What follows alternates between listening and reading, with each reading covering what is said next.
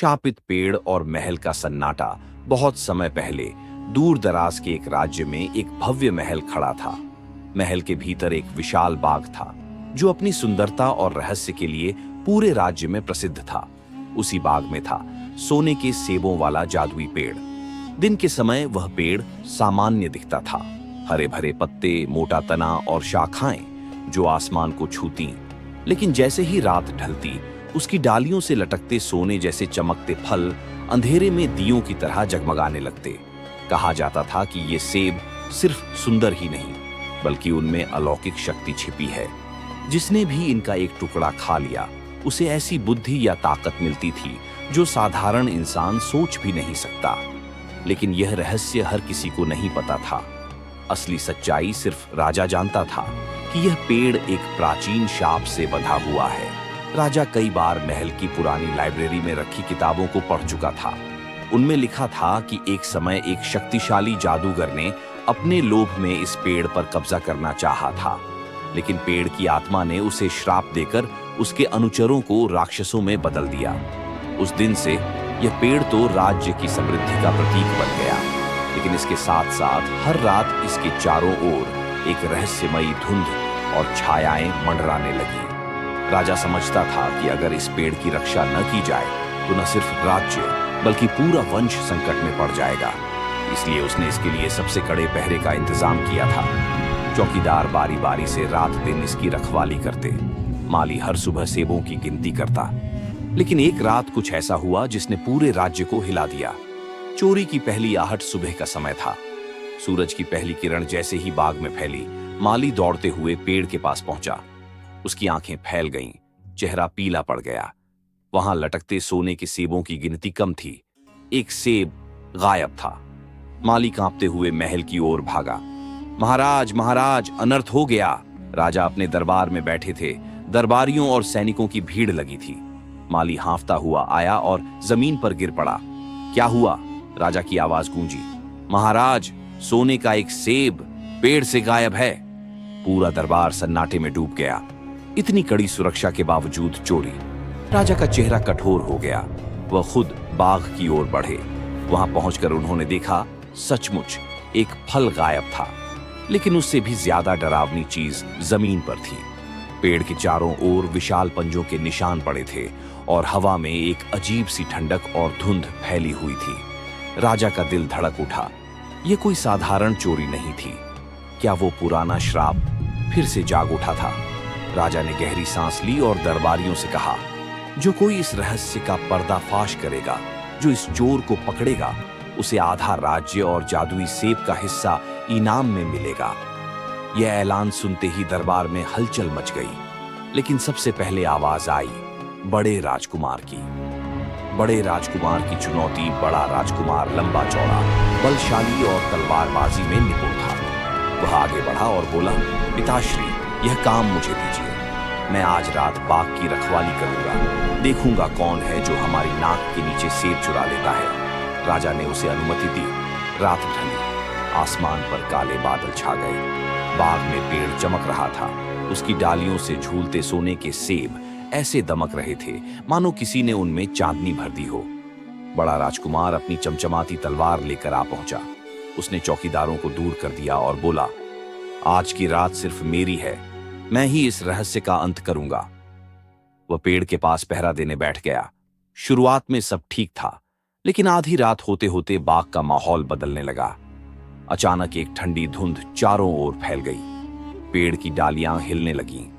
हवा में एक गहरी गुर्राहट गूंजी, इतनी भारी कि जमीन तक कांप उठी। राजकुमार ने तलवार कसकर पकड़ी। उसकी आंखें चारों ओर घूम रही थीं। आजा, जो भी है, मैं तुझे यहीं ढेर कर दूंगा। लेकिन तभी धुंध के बीच से एक अजीब सी संगीत जैसी आवाज गूंजने लगी। एक मीठा धीमा सुर, मानो किसी ने लोरी गानी शुरू कर दी हो। राजकुमार ने सिर झटका। नहीं, ये धोखा है। मुझे नींद नहीं आ सकती। लेकिन उसके कानों में वह आवाज और गहराने लगी। उसकी पलकें भारी होने लगी। तलवार हाथ से छूटने लगी और देखते ही देखते वह सो गया। सुबह जब आंख खुली तो राजकुमार पेड़ के नीचे पड़ा था। उसने हड़बड़ाकर चारों ओर देखा और उसकी रगों में खून जम गया। एक और सेब गायब था। और जमीन पर अब पहले से भी गहरे पंजों के निशान थे। राजकुमार गुस्से और शर्म से तिलमिला उठा, लेकिन सच्चाई यही थी, वह असफल हो गया था। मंझले राजकुमार की चालाकी राजा अब और ज्यादा चिंतित हो गए। तभी मंझला राजकुमार आगे बढ़ा। वह अपने बड़े भाई जितना ताकतवर नहीं था, लेकिन चालाक और रणनीतिक था। पिताश्री, उसने कहा, शक्ति से नहीं, बुद्धि से यह रहस्य सुलझेगा। आज रात मैं पहरा दूंगा, देखिएगा, मैं चोर को जाल में फंसाकर ले आऊंगा। राजा ने उसकी बात मान ली। रात हुई। इस बार मंझला राजकुमार अपने साथ मशालें, रस्सियां और लोहे के जाल लाया। उसने बाग के चारों ओर मशालें गाड़ दी ताकि धुंध न फैल सके। पेड़ के नीचे उसने जाल बिछाया और खुद एक ऊंची डाल पर चढ़कर छिप गया। अब आ तू, चाहे राक्षस हो या इंसान, बचकर नहीं जा सकेगा। लेकिन आधी रात होते ही हवा में वही ठंडी सनसनाहट भर गई। मशालें जल रही थीं, मगर अचानक घुर्राहट इतनी भयानक कि हवा का झोंका चला और मशालें एक एक करके बुझने लगी। राजकुमार का दिल धड़क उठा। उसने जाल कसकर पकड़ा, लेकिन तभी पेड़ के चारों ओर नीली रोशनी का गोला फैल गया। उस रोशनी से उसकी आंखें चकरा गईं। वह चिल्लाया, नहीं, मैं बेहोश नहीं हो सकता, मैं। लेकिन नीली रोशनी की लहर ने उसे घेर लिया और अगले ही पल वह भी गहरी नींद में गिर पड़ा। सुबह जब राजा बाग पहुंचे तो वहां का नजारा और भी भयानक था। एक और सोने का सेब गायब, और इस बार जमीन पर सिर्फ पंजों के निशान ही नहीं, बल्कि पेड़ की जड़ के पास काली राख का ढेर पड़ा था, जैसे किसी ने आग जलाकर बुझा दी हो। राजा का माथा पसीने से भीग गया। क्या यह सचमुच कोई राक्षस था, या फिर वह प्राचीन जादूगर वापस लौट आया था? दरबार में सन्नाटा छा गया था। दोनों बड़े राजकुमार असफल हो चुके थे। दरबारियों में डर की फुसफुसाहट थी। अगर अगली रात भी सेब गायब हुआ तो क्या होगा? क्या यह श्राप पूरे राज्य को निगल लेगा? तभी दरबार के पीछे से एक धीमी लेकिन दृढ़ आवाज गूंजी, पिताश्री, मुझे अनुमति दीजिए। यह आवाज थी सबसे छोटे राजकुमार की। वह अपने भाइयों जितना ताकतवर नहीं था, न ही उतना अनुभवी, पर उसकी आंखों में एक अलग चमक थी, ज्ञान और हिम्मत की। राजा ने गहरी नजर से उसे देखा। तुम जानते हो, यह खेल बच्चों का नहीं है। यहां असफलता का मतलब है मौत। राजकुमार ने झुककर कहा, महाराज, अब तक हमने बल और चालाकी से कोशिश की है, लेकिन यह कोई साधारण दुश्मन नहीं, यह कुछ और है। मुझे विश्वास है कि इसे मात देने के लिए हमें उसकी भाषा समझनी होगी। मुझे एक मौका दीजिए। दरबार में कानाफूसी होने लगी। कुछ लोग बोले, यह तो बच्चा है। कुछ बोले, कभी कभी भाग्य छोटे हाथों से लिखा जाता है। राजा ने गहरी सांस ली और कहा, ठीक है, आज रात तुम पहरा दोगे, लेकिन याद रखना, अगर असफल हुए तो शायद हमारा वंश ही मिट जाएगा। छोटा राजकुमार बाकी दोनों भाइयों की तरह खाली हाथ नहीं गया। उसने महल की पुरानी लाइब्रेरी का दरवाजा खोला। वहां धूल और मकड़ी के जालों के बीच छिपी थीं सैकड़ों पुरानी किताबें। घंटों तक वह पन्ने पलटता रहा। आखिरकार उसे एक किताब मिली जिसमें उस जादुई पेड़ और श्राप का जिक्र था। किताब में लिखा था, पेड़ की रक्षा करने वाला राक्षस असल में शापित आत्मा है। वह बल से नहीं, बल्कि बुद्धि और साहस से पराजित होता है। उसकी शक्ति रात की धुंध और नींद की लोरी में छिपी है। सिर्फ वही उसे देख और समझ सकता है जो अपने डर पर काबू पा ले। राजकुमार ने यह पढ़कर अपनी योजना बनाई। उसने दरबार के तांत्रिक से एक ताबीज लिया जो नींद और माया से बचा सके। माली से उसने पेड़ की मिट्टी में मिले काले राख का नमूना लिया और अपनी जेब में एक छोटी सी बांसुरी रखी जो उसकी मां ने बचपन में दी थी। अगर वह राक्षस मुझे नींद में गिराने की कोशिश करेगा तो मैं उसकी लोरी का जवाब अपनी धुन से दूंगा। रात का समय आ गया। आसमान पर चांद ढका हुआ था और बाग में सन्नाटा पसरा था। छोटा राजकुमार अकेला पेड़ के पास आया। उसने मशालें जलाईं, लेकिन उन्हें चारों ओर नहीं लगाया, बस पेड़ के पास ही रखा। वह घास पर बैठ गया और गहरी सांस लेकर आंखें बंद कर लीं। आजा, जो भी है, इस बार तुझे मैं पहचान कर ही रहूंगा। धीरे धीरे वही ठंडी हवा बहने लगी, धुंध फैलने लगी और फिर वही भारी गुर्राहट। अचानक चारों ओर काली छायाएं लहराने लगी।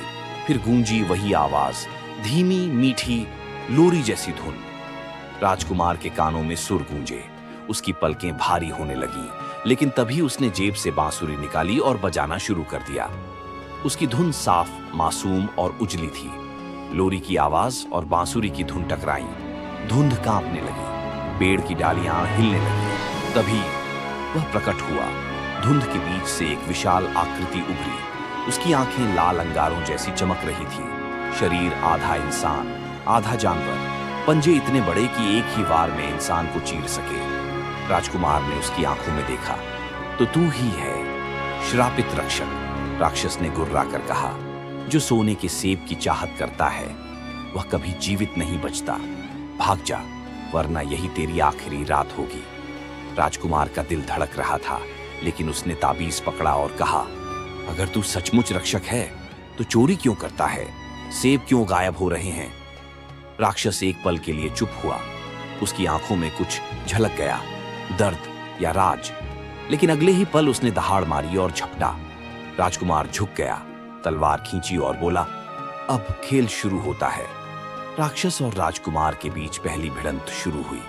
पंजे और तलवार टकराए, चिंगारियां उड़ी, धुंध और गहरी हो गई। पेड़ की डालियां हिलकर मानो दोनों को घेरने लगी। राजकुमार ने वार किया। राक्षस ने बचकर जमीन पर पंजे मारे, मिट्टी फटकर उछल गई और तभी पेड़ की जड़ से काली आग उठने लगी। उस आग के बीच एक आकृति उभरी, लंबा चोगा, चेहरा छिपा हुआ, हाथ में जादुई डंडा। वह आवाज गूंजी, काफी खेल लिया तुमने छोटे राजकुमार, असली युद्ध तो अब शुरू होगा। राजकुमार ने चौंक कर देखा, यह कोई और है? तो राक्षस अकेला नहीं था। धुंध, आग और कुर्राहट के बीच उसकी तलवार कांपी। अब खेल सिर्फ सेब की चोरी का नहीं था, यह पूरे राज्य की आत्मा का युद्ध बनने जा रहा था। आगे की स्टोरी पार्ट 2 और कमेंट करके बताओ कैसी लगी।